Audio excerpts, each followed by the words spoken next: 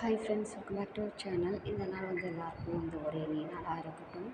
இன்றைக்கி தேதி பார்த்திங்கன்னா ஜூன் 5. இன்றைக்கி நம்ம பூண்டோட ரேட்டெல்லாம் பார்த்துக்கலாம் வாங்க.